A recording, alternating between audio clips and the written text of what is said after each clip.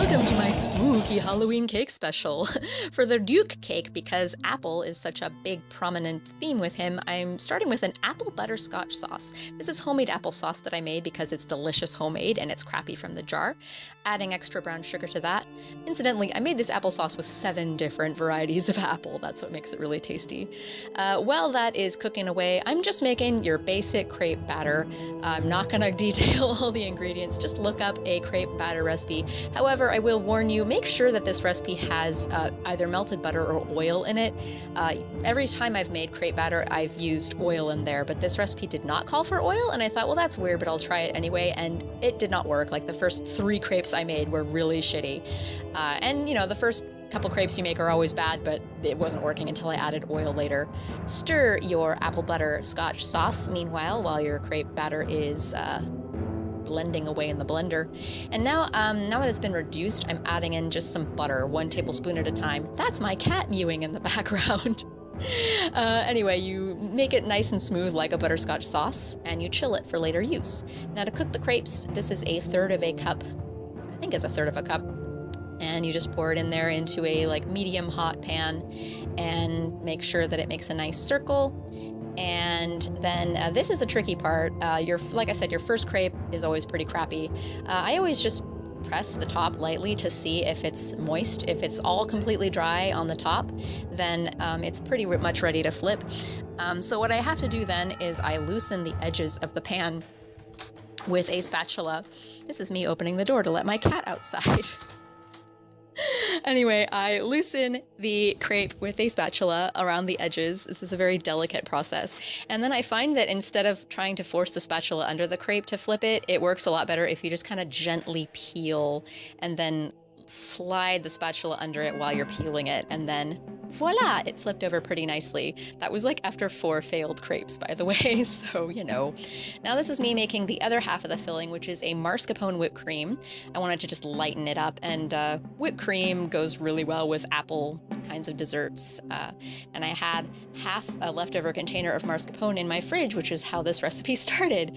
I'm just adding 1 cup of cream to 1.5 containers of mascarpone, adding some vanilla, and you just whip it, and at the start it's going to be lumpy and weird, but it'll come together in the end, trust me. This is actually much better way of making a mascarpone frosting than I've done in the past. I remember with my tuxedo mask cake, I just did mascarpone and powdered sugar, and it didn't work as well, but this is lovely. Anyway, adding the powdered sugar here. At this point, I realized that I was getting dangerously close to over-whipping, so it was a bit nerve-wracking. So I kind of stopped the beaters and moved them around and figured it out, and yeah, look how lovely that is. It's nice and thick and spreadable, but there's more substance to it than plain whipped cream, and a nice tang. So I am layering this crepe cake. I made 16 crepes, by the way, and with the apple butterscotch sauce, I'm putting some walnuts on there. Pecans would have been better, but I didn't have any. I put the filling on way too thick, and the book wound up being super, super thick at the end. Oh yeah, by the way, this is a crepe cake, and I'm making it in the shape of the Deathnote book, if you haven't figured that out by now.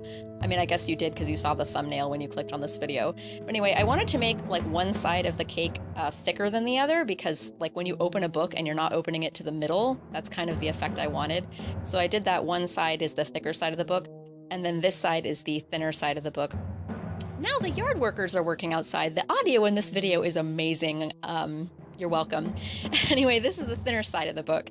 So as you can see, it is thinner. Or less high stacked, but it's way too high stacked anyway. This is the thickest book ever. And I saved 2 crepes for the top. And this is where I had a lot of leftover filling, and I just wanted to get rid of it because I didn't want to have leftover filling. And I shouldn't have done that. That was just way too much filling. It was a little overpowering. It still tasted good, but it was just too much. So now my book is complete. And now we have some boiled cider. This is a gallon of apple cider that I reduced to a pint. And now I'm adding red food coloring to turn it into, yes, you guessed it, blood. I was very, very pleased with this blood. The way that one makes fake blood for stage and film is usually by doing corn syrup with some red food coloring. And it turned out so well. It looked really good. And it tastes delicious too. I love the boiled cider. Now it's time to write a name in my Deathnote, and I guess you can guess what name I'm writing because this is Ryuk's Deathnote book.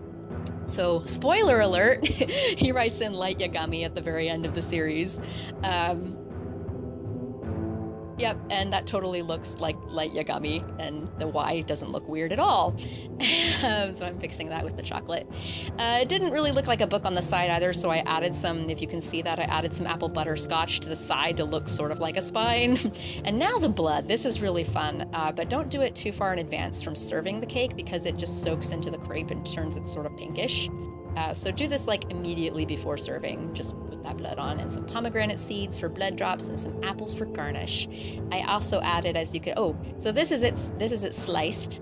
Look at all the layers. But anyway, I added that chocolate in the middle for a spine. So that's my Deathnote cake video. Thanks for watching.